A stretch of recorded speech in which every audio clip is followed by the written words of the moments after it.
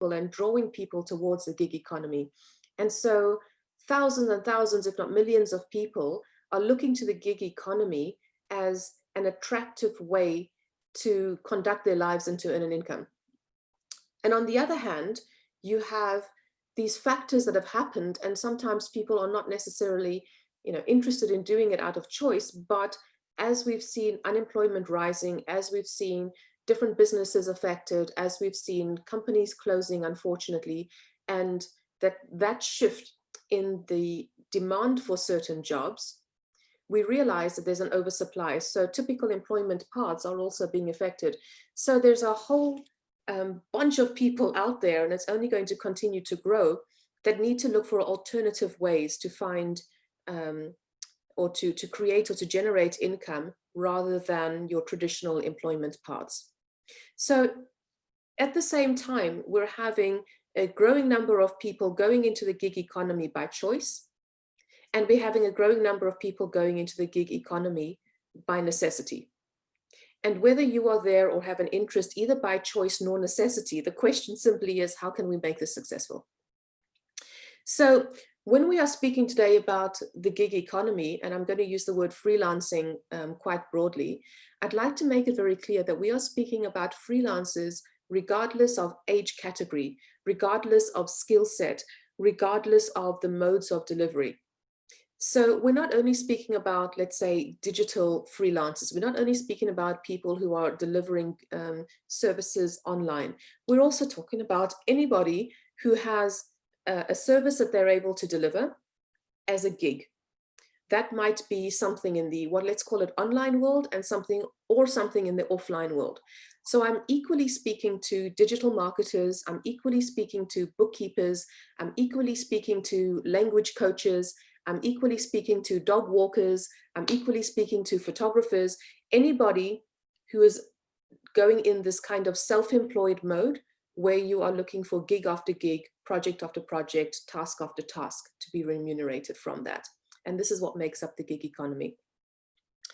So if we have to look at what is success, what makes for success in the gig economy, there's a couple of factors. The first thing is that you need to have a skill that is sellable. The second thing is that you need to be able to attract prospects. And the third thing is that you need to be able to close the deal, turn those prospects into clients, turn those prospects into customers, turn those prospects into deals. And all of these things need to be lined up, strategically put into place, and done consistently.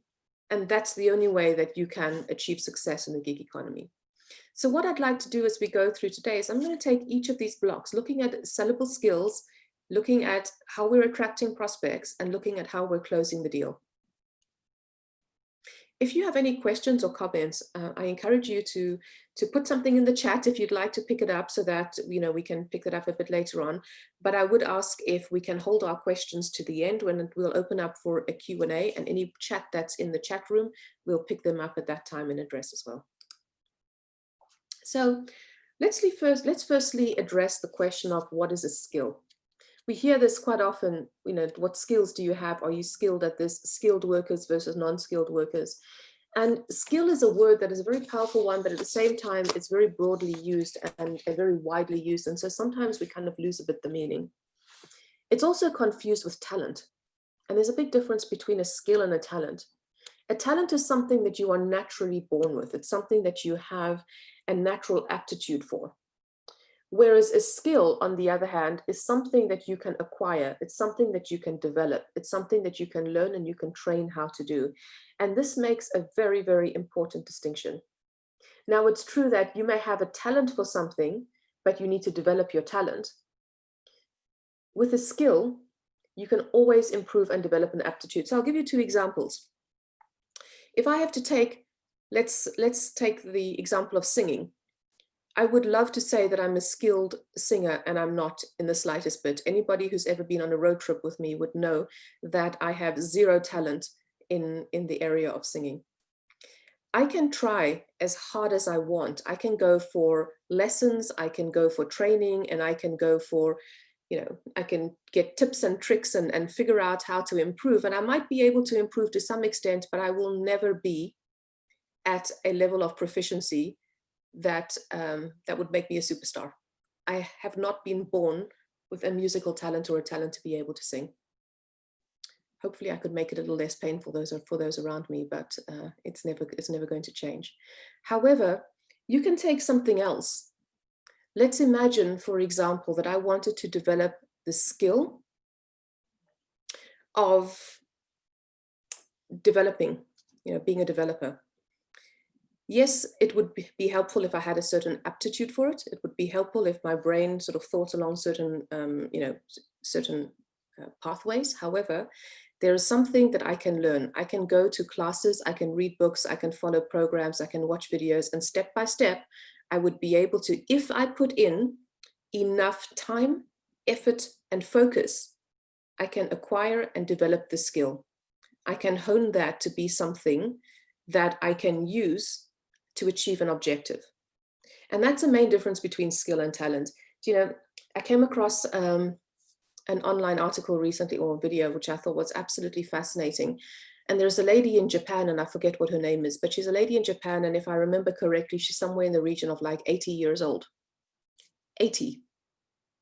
And one of the things that bothered her was that she was looking at all kinds of apps. She wasn't a very techie person. She had a mobile phone, she had an iPad or something similar to this, a tablet of some sort. She wasn't someone who was like a developer or a computer genius or a programmer her whole life.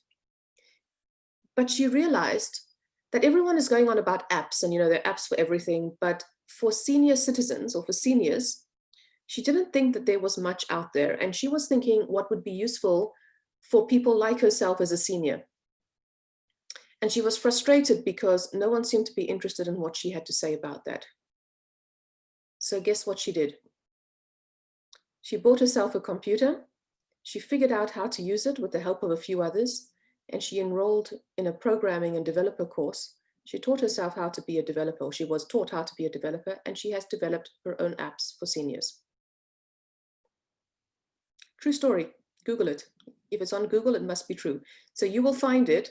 And it's amazing. So if you look at this, now this lady probably had some natural talent, sure, but what she developed was a skill, and she developed that skill through hard work and dedication because she had something that she wanted to focus on. So all of us have skills. Every single person on this call, every single person on this planet has a skill. Everybody is able to do something in order to achieve a purpose, something that you're good at and something you can be better at. There's no doubt about that. What we are speaking about as far as the gig economy is concerned is to start off identifying what skills you have. And the second question is what skill you have that someone is willing to pay for. That is a sellable skill.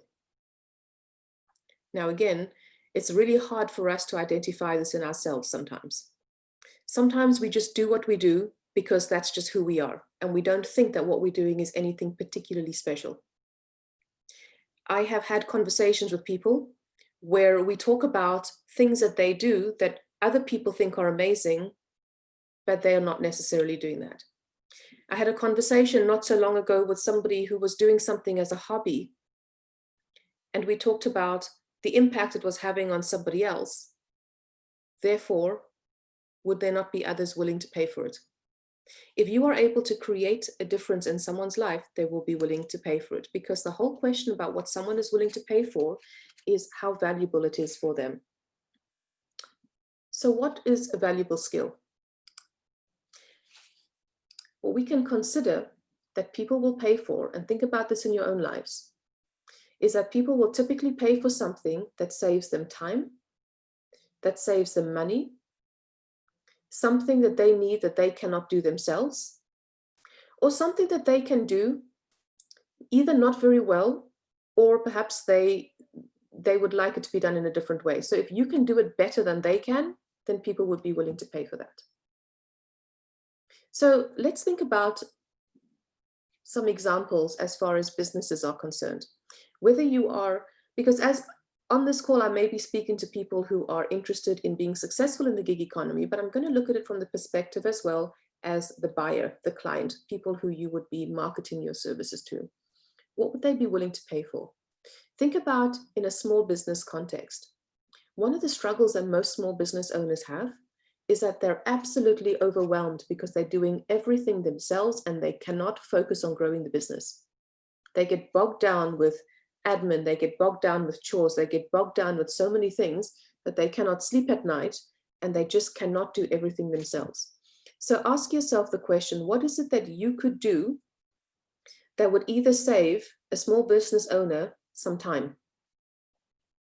What could you do that by applying a specific skill that you have would allow somebody to do it in a more cost-efficient way?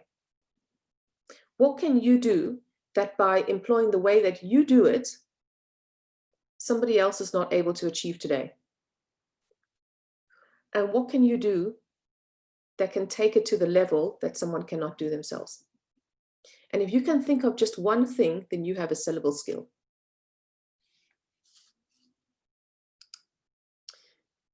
But then there are things that you may think, well, I can do this, but there's nobody out there who sells that. Like, that's not a thing in the gig economy. That's not a thing that freelancers do. And if you're thinking along those lines, I would encourage you to challenge yourself on that thought.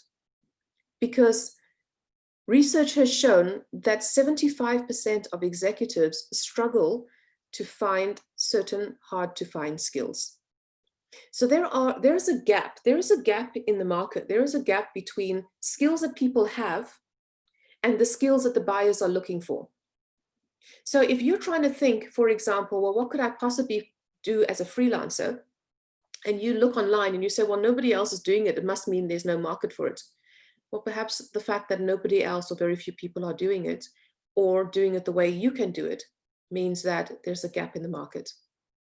And where there's a gap in the market, there's a market in the gap.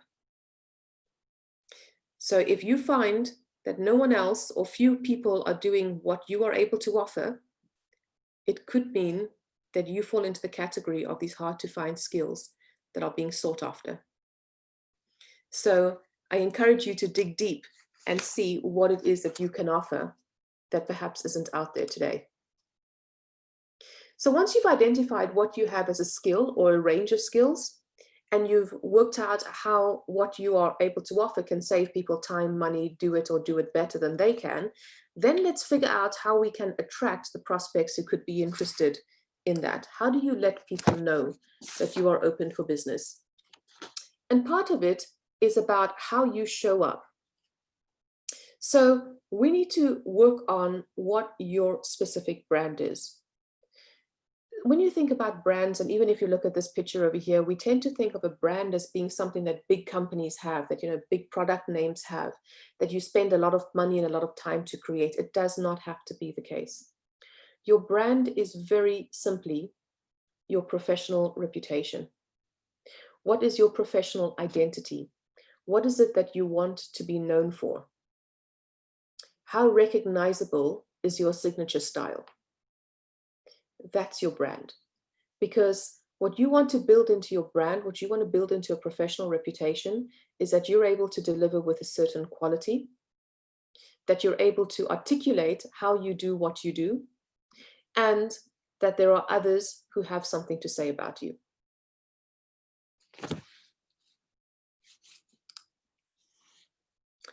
And then we need to look at your target market. So who, in fact, are your target customers? The old days, the old approach was that if you wanted to attract work, you just put it out there and see who comes.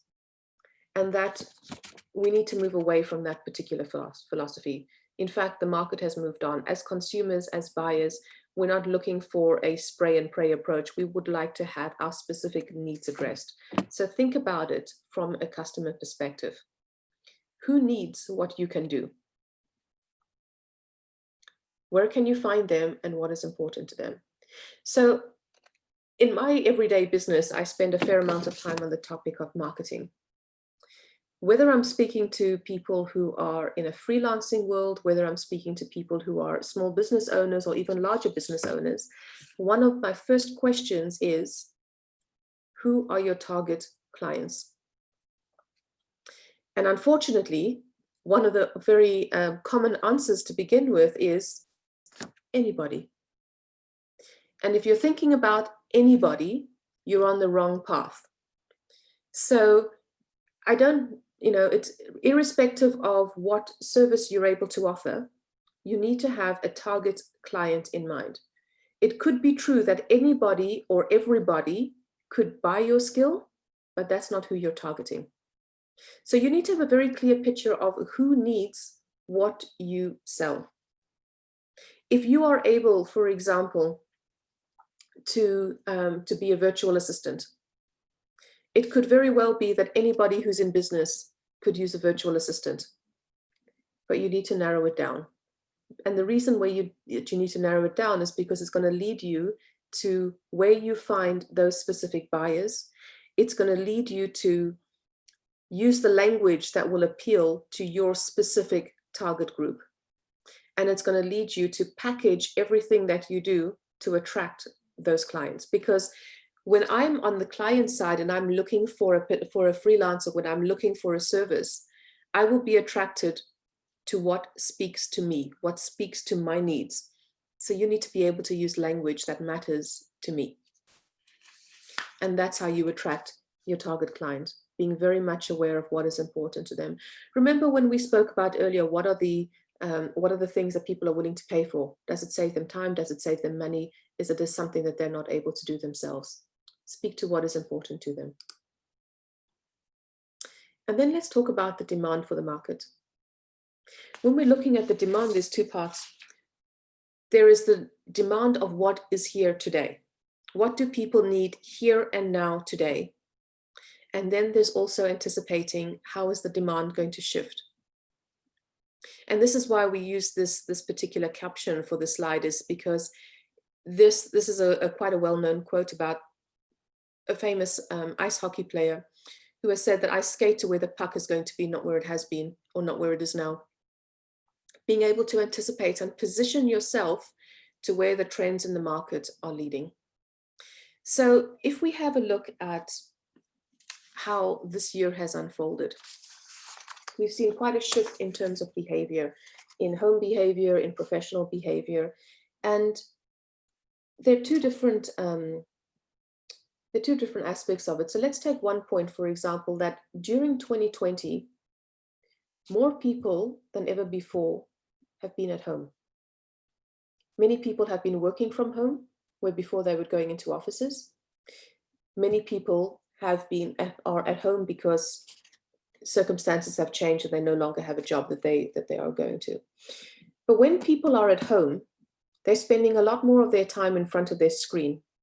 So what opportunities is that opening up at the moment? When people are spending more time in front of their screen and you can attract their attention more, what do you think they need help with? What problems can you solve for them? What I've noticed is that many people during this year who've been at home, some countries have had people who are furloughed, for example. There's a lot of people who've been open to learning and developing new skills. If you are able to teach or to coach someone how to develop a new skill, there's a huge demand out there. Because there are tons of videos, everyone can go into YouTube and learn how to do something.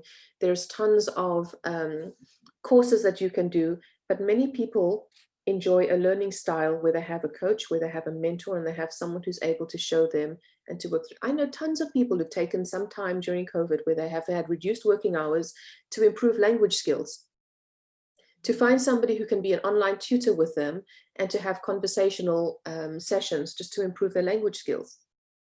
So if you think about it, pre-pandemic, if somebody wanted to improve their language skills, if they could afford to, they would travel to a place where the language was spoken so they had an opportunity to practice. If people have not been able to do that this year, imagine if you could be that opportunity to practice language coming into their home by having sessions exactly like that. You may not have thought that that was a skill before, but if you're able to provide that service, it's sellable and it's in demand and it's quite attractive. Another example I'm going to give you about anticipating the market is that if you think about the small and medium business environment, Many businesses have been put under stress this year. Many businesses have been in a position where their P&L has been greatly diminished because of the stress and strain of the economic downturn. It has meant that some business owners have had to reduce their staff. And usually because business activity has reduced, so they've had to reduce some of their staff. But at the same time, there were tasks that people were doing that also have not gone away. So the operational demand might have decreased, but there are some things involved in running a business that may not have decreased. And the question is, who is doing those tasks today? And I can almost guarantee you that there are many, many cases where the people who are doing those tasks, it's been absorbed by the business owners who are already overwhelmed and they cannot cope with it. There are people who are doing those tasks who are doing that in addition to their full-time job. And it's not sustainable. So these business owners are going to be looking for and have been looking for solutions that are flexible and more cost-effective than hiring a full-time employee, because maybe they don't need that task to be done all day, every day. Maybe they just need some punctual assistance. And this is a great opportunity in the gig economy. So you need to be thinking about what are the factors out there that are affecting people in the economy, and how is that creating a demand? How is that opening up an opportunity for a skill set that I can provide? If you think about the fact that people's mobility has been affected, not everyone has been able to move around as much as they have been in the past. What is a need that has developed? There are many, and I think the whole world over, there are many people who are in the more senior spectrum of life who are not able to go out as they used to go out. What are the services that they need that can be offered to them? And vaccination or no vaccination, this trend is going to be with us for some time to come. So we're not going to see that changing anytime soon. So now we come to how we describe our services to our target market. And the one thing I cannot overemphasize is speak to your audience. Use the language that your audience is interested in. Use the language of what appeals to them. You're speaking to the very needs of your target audience. If you want to appeal to a prospective buyer, give them something that they are willing to buy. So what we see very often is that people describe the features of what they do and not the benefits. What you want to put out there very powerfully is the benefit that you bring to anybody. And let's go back to what people are willing to pay for, something that saves them time, something that saves them money, something they're not able to do, or something that you're able to do better. So speak to the benefits, and I'll give you an example. I'll give you a couple of examples. On the one hand, you could say, I'm a bookkeeper. I process accounts payable, I process accounts receivable. I use this particular program, and et cetera, et cetera. Or you can have a description that says something like, I take care of your expense management and your accounts payable so you can grow your business. That's something that's more appealing, because you're pointing out what it is that you can do and how that buyer's life could be better as a result.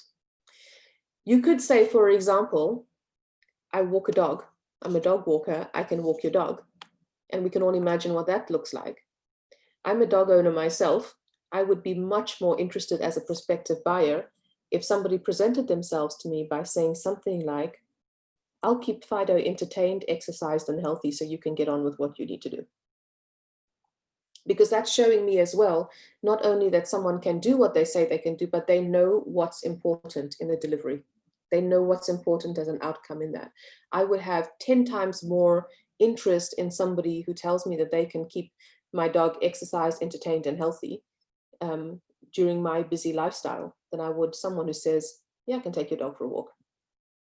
So there's a huge difference in how you say what you're able to say, and always speak to the benefit that somebody will enjoy.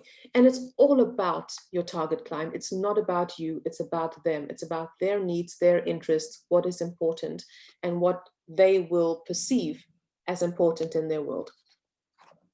So I highly encourage you, very strongly encourage you to be honest. Don't say you could do something that you cannot do, because that's not going to end well for anybody. So be honest. Don't try to fudge your way through anything. But at the same time, don't be too modest. If you are the best at something and you can show and you know you're the best, then say so. If you have a skill that is superior, if you have a skill that is different, if you're able to do something in several languages, for example, say it. Make sure that your target clients are able to see what you have to offer that is special compared to anyone else, because that might be your differentiator, might make all the difference in the decision-making process. And then comes the questions of channels. Channels is, where on earth do you put all this information? Where do you start posting who you are, what you can do, and to find your target audience? Now, there's a lot of options out there. There are some major freelancing platforms, and I'm sure we've all heard of them: freelancer.com, Upwork, Fiverr.com, and similar platforms to that. You have a lot of channels in social media. Facebook is a huge one. You often see people posting in interest groups, for example, that, I'm a handyman, or I'm able to, perform whatever particular service. You see a lot of that happening as well. You see online what I would call classified, so sites like Gumtree out there. And you see, let's not forget the old school version of things like good old fashioned notice boards, whether that's outside a community building, whether it's outside the grocery store, whether that's outside, your church hall or something similar. Close my door, please. You're going to see a lot of, things just like pinned up on a community board. These are all channels. These are all valid ways to put yourself out there, to put your reputation out there, and to be found. What's the problem? Oh, and let's not forget the one that maybe isn't very physical, but happens anyway, is that you can ask someone, right? Or put the word out there. And what's the issue with that? Well, the issue with that is that it's very fragmented. There's a lot of people who are posting, for example, what they can do on Facebook groups, and there's even the feature on Facebook, which is to say, ask for recommendations. Well, the problem that we have with all of this is that if you are not in the right place at the right time, that your request is out there, or your post is out there. If you post something on Facebook in just a couple of minutes, there's 100 other posts that come onto somebody's newsfeed, and you can miss it like that. If somebody is not on, if you post something in the morning and somebody only goes there in the afternoon, the people who are looking for you, they might have missed it. It might be in a sea of things. You have some of the major platforms are absolutely saturated. If I'm not mistaken, the last time I looked at it, I think that freelancer.com has something like 21 million freelancers on there. If I'm not mistaken, but it's in that ballpark. Upwork, Fiverr.com is something similar. Huge, huge, huge numbers. And there's a sea of choice and a sea of options. So what you want to do is make sure that you are in the place where your target audience goes. If you figured out that your target audience is, let's say, a small business owner, and they're likely to go onto, a major platform to look for a freelancer, then that's fine. But if you are, for example, offering a service that is going to be more locally bound, where people are going to be looking on local sites, then maybe where they would traditionally be looking is something like a community notice board. Maybe it is something like having something that's in a more cozy locale. The danger in all of these things is that you can spend your resources being somewhere where the people who are looking for you are not going to find you. So in other words, be where it matters to your target audience, be where it matters to your service, and be where you can easily be found. Because most people don't have the patience nor the appetite to search and search and search and search. We want to have easy solutions, those that are found and are much more immediate to us. What we have found, though, is we looked at a little bit of research, and we found that this is some of the ways that freelancers have typically been finding work. And I must say that when we came up with this research finding, I was quite disturbed by looking at that.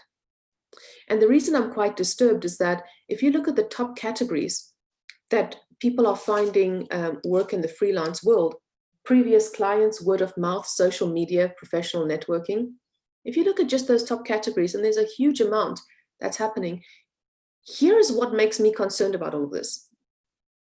those are not very reliable channels. Those are very limited channels. If you are limited only to what your previous clients can do, as you know, can do, let's say you've only had 3 clients in the past, your range of previous clients is extremely limited. If you are relying on word of mouth, there are way too many variables to assume that that's going to be a significant source of gigs for you to grow. If you're only relying on social media, you are competing against an ocean of information, none of which might be, about finding freelancers or finding gigs or attracting the talent in the space that you're in. So what you want to be is in a place where people can find where people go because they are looking for something and then they're able to find it. And that's why what we see as being the most effective is what has not been the mainstream so far, the gig economy apps. The good news is that the gig economy apps is the rising prominence, because as the gig economy is growing, the gig economy has always been thought of as like a by the way thing so far in the past. And what is happening now is that as the gig economy is rising in prominence, there's a greater need for tools to be able to facilitate the gig economy's functioning. In other words, how are we matching those who have the skills with those who are in need of those skills?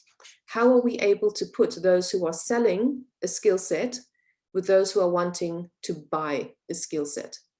And the only solution that is going to be able to give you the breadth of an audience, that's able to give you the reliability and that's able to give you the direct access to your market, is going to be in the field of gig economy apps. So watch that space, because we know that relying on previous clients, word of mouth, social media, and professional networking is limited, and there is very little chance that most freelancers can build a sustainable lifestyle by relying only on those channels. The way to build a reliable or sustainable lifestyle income is through a very targeted marketplace in an area that is specifically designed, like a gig economy app. So I would hope to see that in a very short space of time, if we had to do the survey or to run a research, or someone had to run this research in, let's say, 1 year or 2 years from now, that the gig economy apps is somewhere a lot higher. And what that will tell me is that gig economy workers are gaining in success. So now we come to closing the deal. And closing the deal is, of course, the most important step. What is important in closing the deal? The first thing I'm going to say to you is think like a hirer, think like a buyer in this context. When you think about, because everybody can imagine making a buying decision. Everybody has come into a situation at some point in their life where they have decided whether to go ahead and purchase a service from somebody else. So put yourself in those shoes for just a moment and think about what influences that client's decision. It's going to come back to what we said about what do people pay for. People will pay for something that saves them time, saves them money, or that they cannot do, or they cannot do as well. So pricing is quite a tricky subject, but pricing is about matching a perceived value with a price. And perceived value is all about the expectations that a buyer would have when considering a service. So I am a frequent buyer of services. I'm a frequent consumer in the gig economy. I hire freelancers to do various tasks and various projects in my business world. And I can tell you that if I used myself as an example, what I'm looking for is the best value and best price combination together. You may be tricked into thinking that people are looking for the lowest price, and for sure there are times where there are budget constraints and there are set budgets that you need to go into that. But beyond, if you're in a budget bracket, it's the best value for money.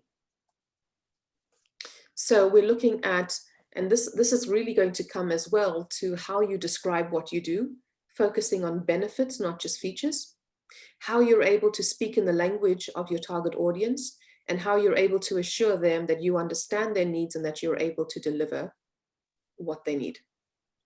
And then the second part of it is whether or not your potential buyer is confident or has the assurance that you can deliver the quality that they need and in the way that they need to deliver that.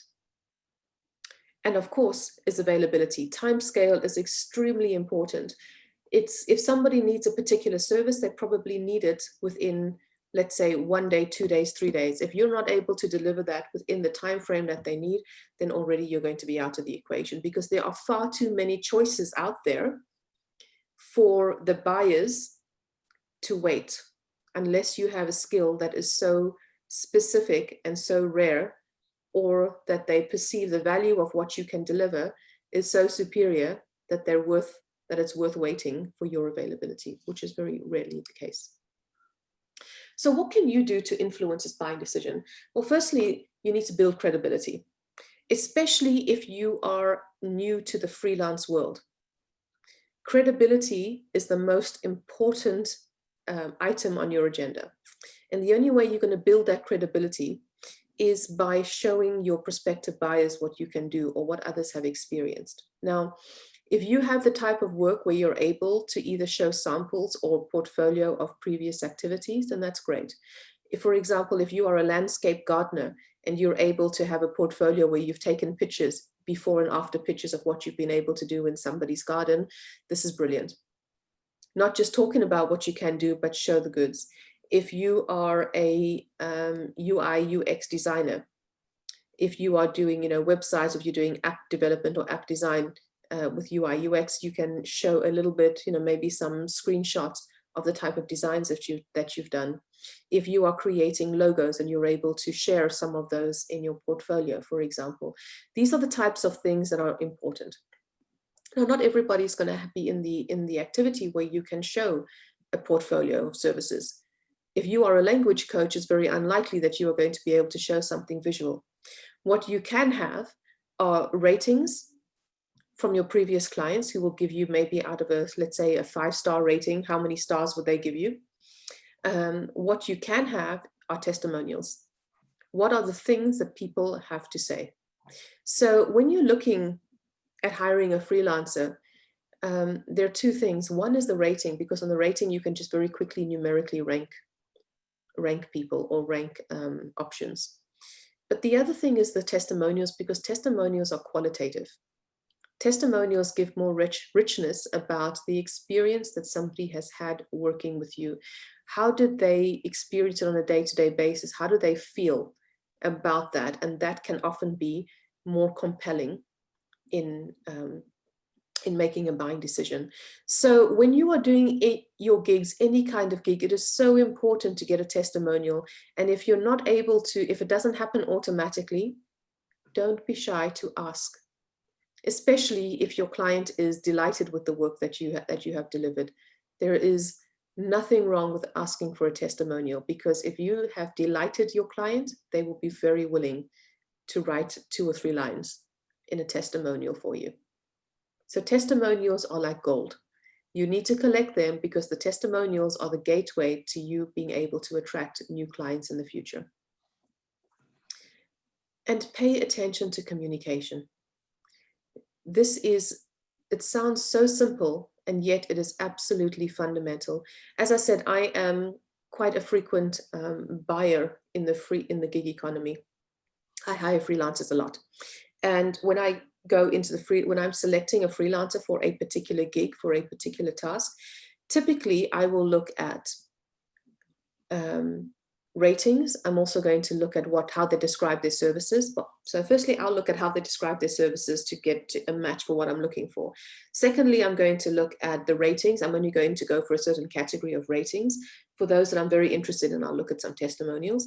And then usually what I do, this is my particular habit in my buying process, is I'll pick maybe 3 or 4 or 5 people to start with. And I'll send them all the same question in a message. And then it's down to the quality of communication, because there are some people who firstly just either don't respond or don't respond for a much wider time frame than I think is acceptable for my needs. So they already disqualify themselves. There are some who come back to me with communication that just makes me feel that either they have little understanding, nor do they have little, or they have little interest in what I particularly need. Someone who's looking to give a copy-paste solution is not necessarily who I feel confident to work with. So I'm confident when someone is able to engage with me and we're able to have a good conversation about what the outcomes are that I need, about the scope of the project. So it's not only about what questions they answered, sometimes about what questions they may ask. And that's how it gives me an understanding of what it would be like to work with that person. So even if you don't have the gig yet, pay attention to how you're communicating with your prospective clients, because that communication is like an insight into how they may be able to work with you. And then, since we're speaking about success in the gig economy, there's a couple of things you need to look out for, because these things could be either potential pitfalls, or it could be the building blocks of your success. One of the most important is to pay attention to your scope definition, especially if you're working in project work. Being able to properly define your scope is good for you and it's good for the client. If you get to a point where there is a lack of clarity in exactly what is included or needs to be included in the delivery, you could run the risk on the one hand of under-delivering. And by under-delivering, you're not going to have a very happy client. You can expect not to have very good ratings, and you can expect not to get a good testimonial. A bad rating and a bad testimonial is bad news for anyone in the gig economy. Okay. On the other hand, you could completely overestimate what the scope definition is. If you're overestimating the scope definition, your expectations might be completely misaligned with the client. So you want to make sure that you're including what is expected to be including, that you're not doing more in the scope than the client is expecting, because in that case, you are probably burning your own resources or giving away more than what the client is willing to pay for. So be very careful about that. Your pricing is going to lead to, your scope and your pricing go very closely hand in hand. So we need to make sure that you understand fully what is involved in the project, what is involved in the delivery, and that you're able then to price it accordingly, and going into the next point, that you're able to deliver on time. So for example, if a client is looking for a particular outcome and you think, okay, this I can do within, let's say, 3 or 4 hours, and you give a price which you base on a kind of an hourly rate, and you say, I would normally charge, I don't know, $10 an hour. So let's make it a $40 gig. And it turns out afterwards, once you get really into it, this is actually more like an 8-hour job. The client is probably not going to be willing to pay for an extra $40 if the scope definition was unclear or misunderstood on your part, which means you could either end up working double the amount of time or working for half the amount of money. Probably you would not be happy with it. You may have missed some points and the client would not be happy as well. So defining your scope, being able to deliver within your committed time is super important. The other thing is, if you say to a client that you can have this within 2 days, make sure it's within 2 days. There is nothing worse for a client. Well, there are many things worse, but one of the worst things for a client is when you're disappointed in your expectations. When somebody says that a job is going to take 3 months and you're still working on it 8 months later, is an extremely bad situation to be in. And yet, I think almost everybody that I know has a story of how that's happened to them sometime. So it happens a lot.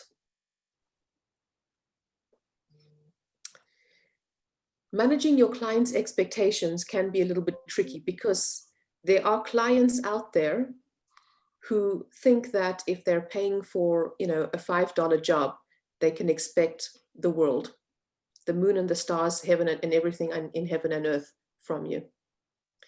It's important that there are boundaries, and it comes back to your scope definition, but it's also important that you manage this because not all clients are informed or educated about the work that goes into what they want to have delivered. Let's say, for example, you have a client who's looking for a particular type of video, right? Let's say like an animated explainer video. If I see a video that I like and I say, oh, I want something like that, it's not necessarily that I know everything that goes into making that happen. So maybe I look at that and I say, well, it's only you know, a 1-minute video or a 30-second video. Surely for a 30-second video, it can't cost that much. For a 30-second video, you should be able to do it. I mean, it's 30 seconds, right? How long can it take you to make that? Depending on what that video is, who knows? I'm not a videographer or expert, so I wouldn't know myself, but maybe to create that 30-second video, depending on what we want it to look like, maybe that's in fact 5 hours of work. Maybe it's 10 hours of work. Maybe it's 2 hours of work. As a client, I don't know. I just know what I want it to look like at the end. But you as the person who's experienced that, you need to guide me through that process. Manage my expectations in terms of what is involved, what you need from me for you to be able to deliver that, when you need stuff from me, and what would be realistic in terms of time, quality, etc. to expect. If you're the one who has the expertise in that area, you need to drive that project with the client. So be prepared to manage the client's expectations so you have a successful and happy outcome for everybody. Now, confidentiality you would think would be assumed, and I would like to imagine it would be assumed, but it's worth saying that when you are working with a client, respect the confidentiality that exists. Because if your reputation should get to the point where a client cannot trust you, you're dead in this game. So confidentiality, it goes a little bit with intellectual property as well as to inspect IP. So if something doesn't belong to you and you cannot use it, don't use it.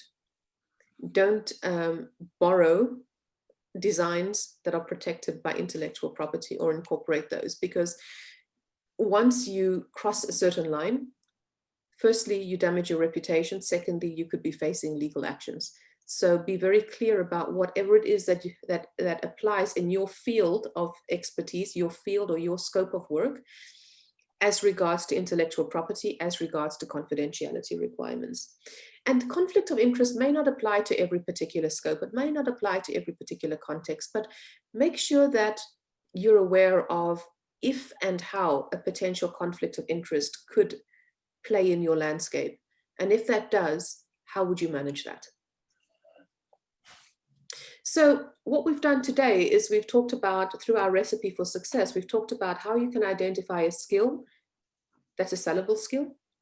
We've talked about how you can attract your prospects, and we've talked about how you can close the deal when you have those prospects and lead you, therefore, to a consistent and successful outcome in the gig economy.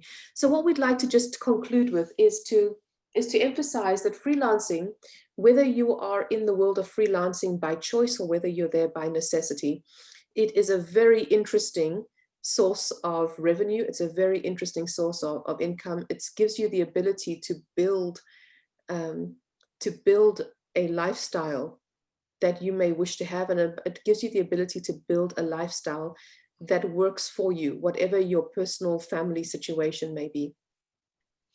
So what we did in Surejobz, and this webinar has been sponsored by Surejobz, is to bring you, and we will continue to bring you, some information about how you can drive your success in the gig economy. Surejobz is a gig economy app. We are new to the market. We are being launched in the market at the moment. It is growing. We are moving quite swimmingly in our market growth. We are attracting more and more people, both on the buyer and on the seller side, in the Surejobz app. And I'm delighted to have been a part of the Surejobz app right from the start. We see it continuing to grow traction, and we see that it is confirming our belief that there is a desperate need in the market for there to be more tailored solutions for those who have the skills, who need to put the skills into the marketplace, and for those who are looking for hard to find skills, whether they are online skills or whether they are offline skills. So Surejobz app aims to be the go-to place for anything and everything that you are looking to hire if you are a buyer, and if you are a seller, that you are able to put your skills out there into a marketplace where you can be found either by your local community or by those in an international marketplace. So we thank you very much for joining our webinar.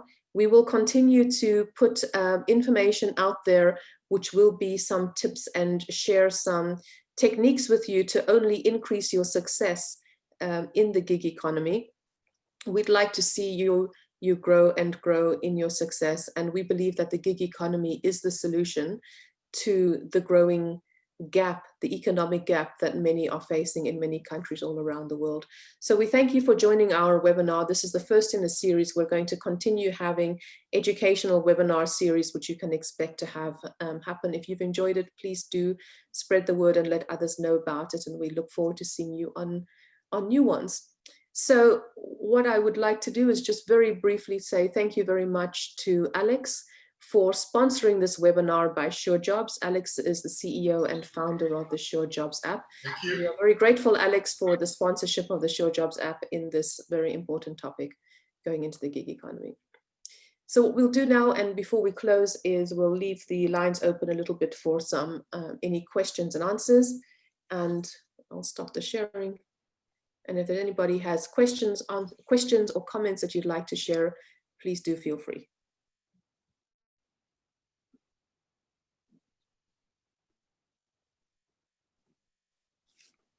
And Alex, perhaps. Hi, Bridget. Sorry. Yes, hello. Is that Chris? Yeah. Hello, Chris. Thank you. That was an excellent delivery. Thank you very much. You are very welcome. Picked up some key points as well. I was just thinking to myself as you were speaking, just in terms of the way that the market views skills. Mm-hmm. So in general, skills will be viewed as a commodity. Yes. And I think that's probably where it becomes hard for individuals to be able to sort of make that a claim that they are, super special in terms of the skills that they have versus other people out there in the market. Mm-hmm. So I think there is probably a challenge, and I think that that's one of the things that probably needs addressing, mm-hmm. helping individuals to realize that it's not so much that they need to measure themselves as being the best out there, because if you're not out there, you don't really know who's better than who. Yeah. I think it's important that if you do feel you have some skills, at least you get yourself out there and then you start to compete.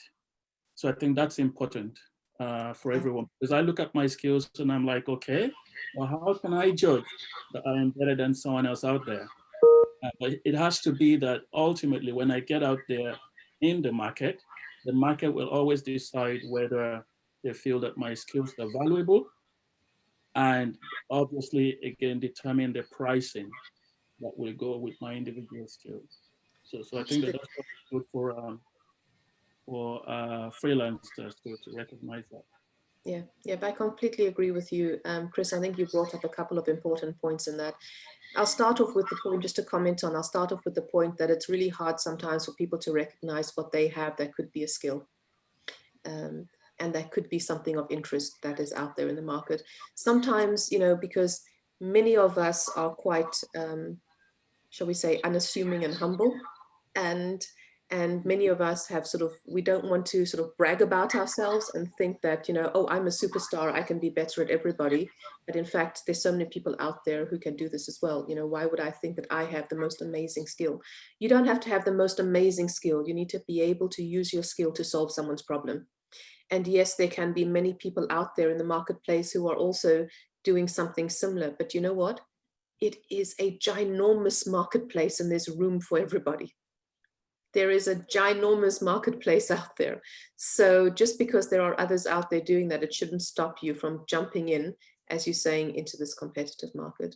The way that you describe what you're able to do is really important. And then your typical market forces of demand and supply are coming into it that are going to shape pricing.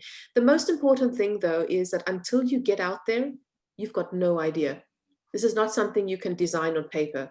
It's and sometimes people think, I intend to do that, but firstly, I need to get better at this, or firstly, I need to do this, or firstly, I need to do that. Sometimes done is better than perfect. Get out there into the market, put yourself out there, see how the market is responding. You may end up having a response that surprises you.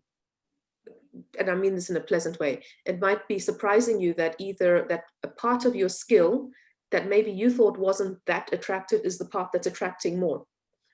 It might be that your skill is much more in demand than you had expected. And it might be that, and this is very often the case, is when you put a skill out there or a service out there, you think this is your service.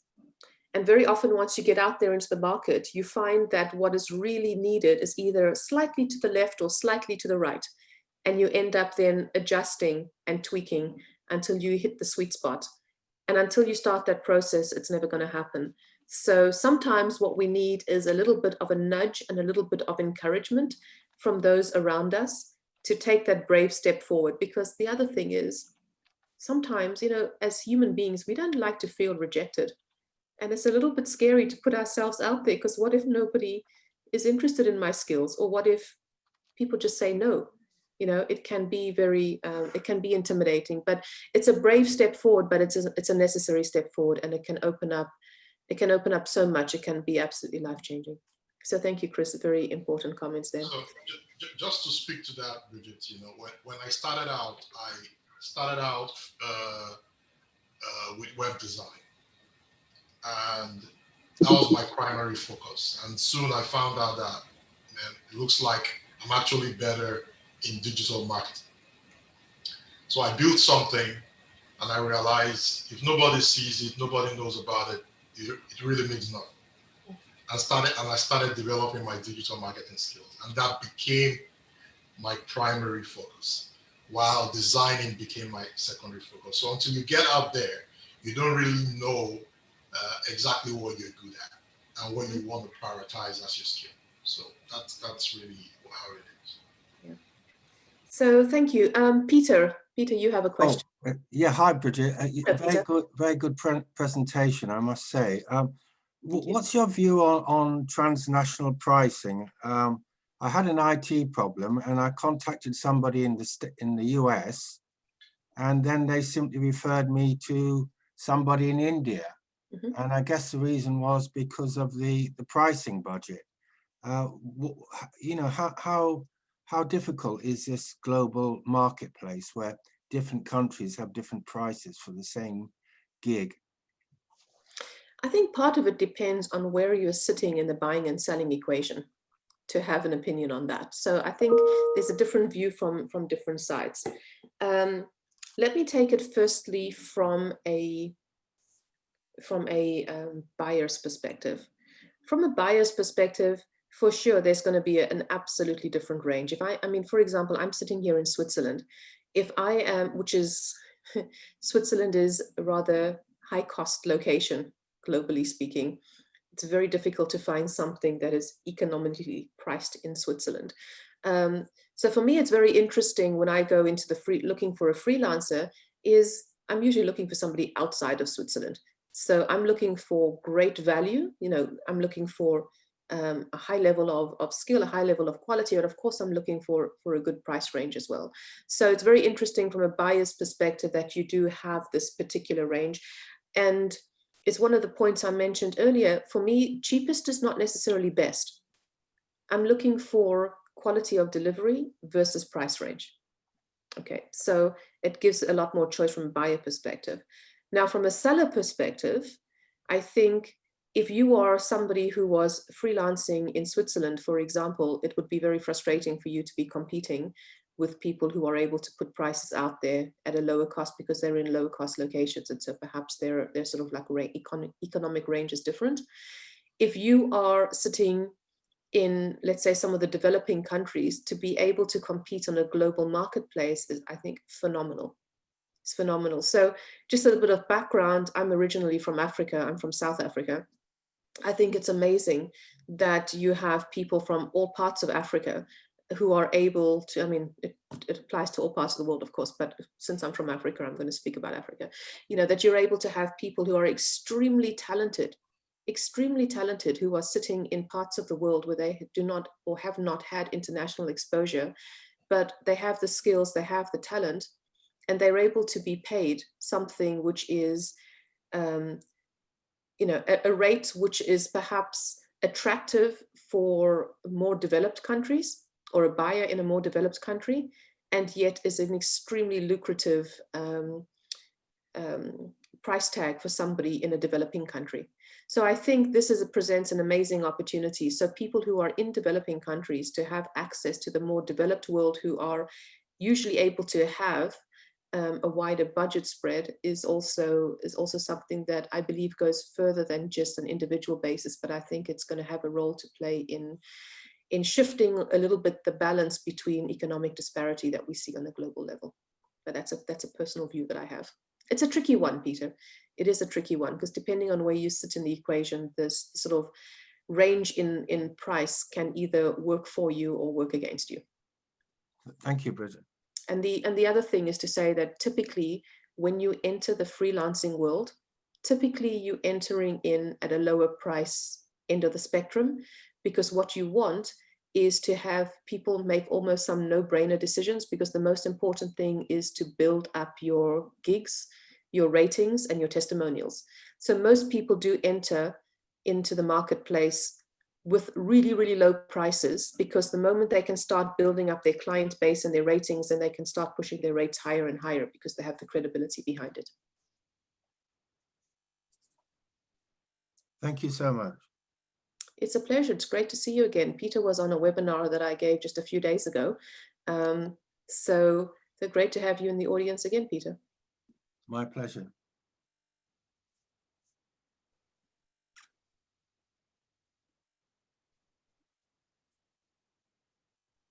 So Alex, I think, just speaking about the little bit that I just mentioned to Peter, or in response to Peter's question, it might be a little bit interesting just giving some background.